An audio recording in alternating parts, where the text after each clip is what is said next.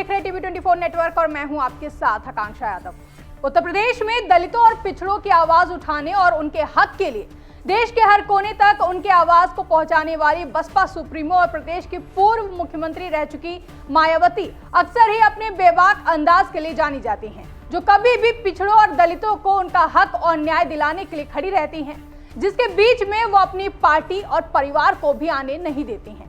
यानी कि जब भी पिछड़ों और दलितों के हक की बात आती है तो बसपा सुप्रीमो मायावती चट्टान की तरह खड़ी हो जाती हैं। और इसी बीच जब बसपा के दलितों और पिछड़ों वाले वोट बैंक पर कांग्रेस ने सेंधमारी करने की कोशिश की तो बसपा सुप्रीमो मायावती भड़क गई और उन्होंने कांग्रेस को आड़े हाथों लेते हुए जमकर हमला बोल दिया है। साथ ही साथ इस दौरान उन्होंने बीजेपी पर भी जमकर निशाना साधा। दरअसल गुजरात के अहमदाबाद में साबरमती नदी के किनारे कांग्रेस सियासी वैतरणी पार करने की कोशिश में जुटी रही, जिसके चलते 2 दिन जमकर मंथन हुआ, लेकिन आखिरी दिन जो हुआ उससे बसपा सुप्रीमो मायावती भड़क गई और उन्होंने कांग्रेस को ना 3 में छोड़ा और ना 13 में और भयंकर सुना दिया। लेकिन क्यों, जरा अब उसे जान लीजिए। दरअसल इस अधिवेशन में कांग्रेस की ओर से न्याय पथ प्रस्ताव पारित हुआ, जिस पर चर्चा के दौरान जब कांग्रेस सांसद राहुल गांधी का संबोधन हुआ तो उन्होंने भी मानो क्रांतिकारी बयान दे दिया। कांग्रेस सांसद राहुल गांधी जो बोले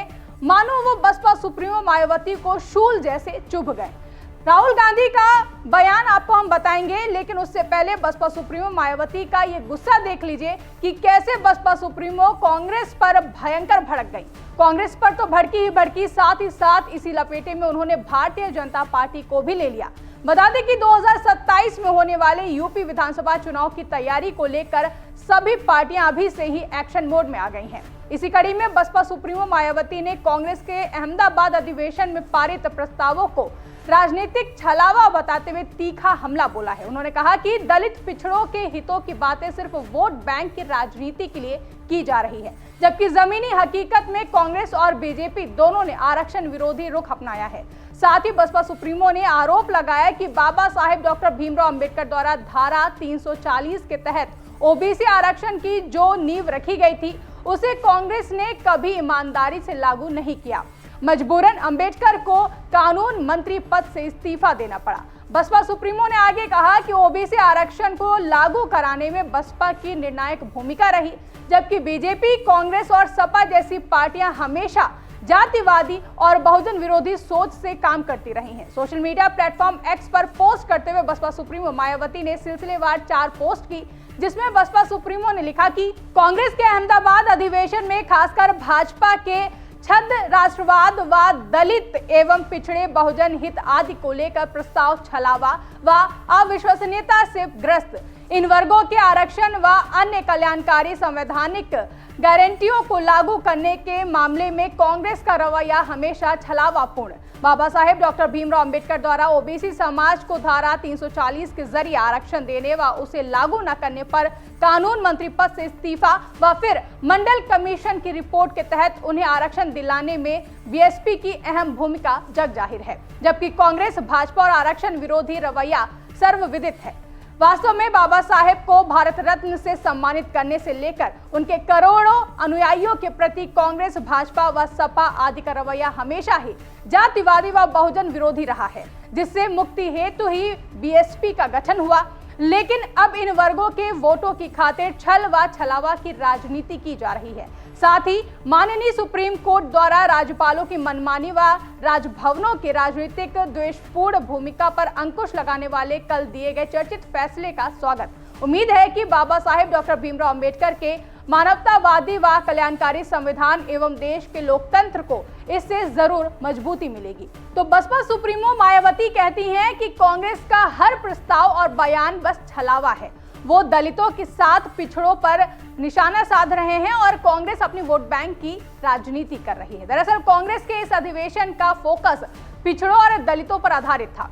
एक तरफ सपा सुप्रीमो अखिलेश यादव के पीढ़ी की तरह इसे हम समझ सकते हैं, तो वहीं अब कांग्रेस सांसद राहुल गांधी ने अधिवेशन में अपने संबोधन में क्या कहा ये भी जान लीजिए। तो राहुल गांधी ने अधिवेशन में संबोधित करते हुए बीजेपी पर हमला बोलते हुए कहा कि वो अपने आप को हिंदू कहते हैं, एक दलित व्यक्ति को मंदिर में जाने का अधिकार नहीं देते हैं और जब जाता है तो फिर मंदिर धुलवाते हैं। हम भी अपने आप को हिंदू कहलाते हैं, मगर ये हमारा धर्म नहीं है। हमारा धर्म वो है जो हर व्यक्ति का आदर करता है, हर व्यक्ति को रिस्पेक्ट देता है। और ये जो बात है, चाहे दलितों के खिलाफ हो, पिछड़ों के खिलाफ हो, ये बीजेपी के हर कार्यकर्ता के दिल के अंदर छुपी हुई है।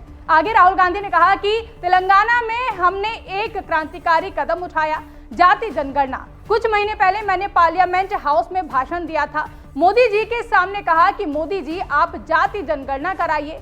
देश को मालूम होना चाहिए कि इस देश में दलित कितने हैं, पिछड़ा वर्ग कितना है, अति पिछड़ा कितना है, अति दलित कितने हैं, आदिवासी, माइनॉरिटीज और गरीब जनरल कास्ट के कितने लोग हैं। मोदी जी ने और आरएसएस ने साफ कह दिया कि हम जाति जनगणना नहीं कराएंगे।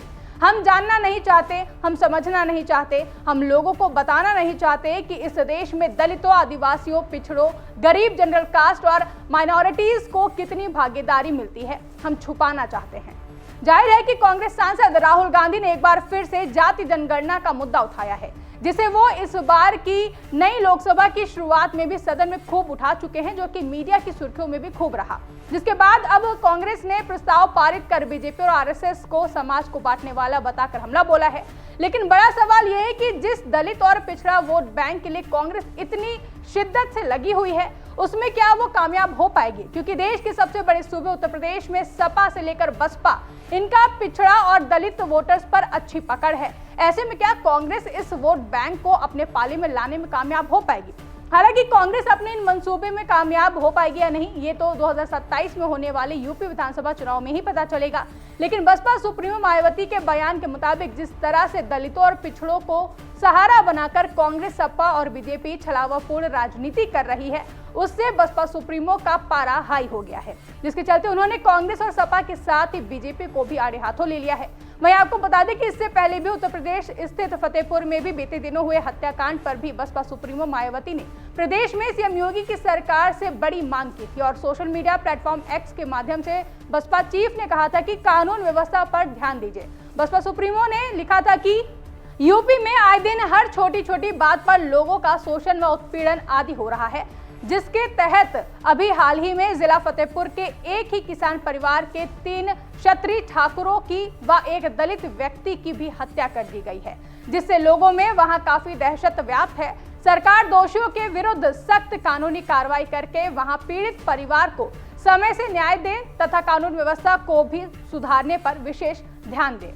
दरअसल बसपा सुप्रीमो मायावती अक्सर ही दलितों, पिछड़ों और कानून व्यवस्था समेत सभी मुद्दों पर मुखरता से बोलते हुए देखी जाती हैं। तो वहीं लोकसभा चुनाव 2024 के नतीजों के बाद से सभी पार्टियों की नजर अब 2027 में होने वाली यूपी विधानसभा और 2029 में होने वाले लोकसभा चुनाव की तैयारियों पर है। ऐसे में बसपा सुप्रीमो मायावती एक बार फिर से दलित, पिछड़े, मुस्लिम वोट बैंक की गोलबंदी में जुट गई हैं। उनके हालिया तेवर और कांग्रेस पर बढ़ते हमले 2027 की यूपी विधानसभा चुनाव की दिशा में बहुजन राजनीति के पुनरुत्थान की तैयारी के संकेत दे रहे हैं। ऐसे में देखना काफी अहम होगा कि बसपा सुप्रीमो मायावती के इन बयानों पर कांग्रेस, सपा और बीजेपी की ओर से क्या प्रतिक्रिया सामने आएगी। साथ ही ये भी देखना काफी अहम होगा कि क्या 2027 के यूपी विधानसभा चुनाव में बसपा सुप्रीमो मायावती अपनी पार्टी के खोए हुए जनाधार को बचाने में कामयाब हो पाएंगी या फिर नहीं। आपको क्या लगता है, कमेंट करके हमें जरूर बताएं। साथ ही ऐसी तमाम बड़ी खबरों के लिए आप देखते रहे TV24 नेटवर्क।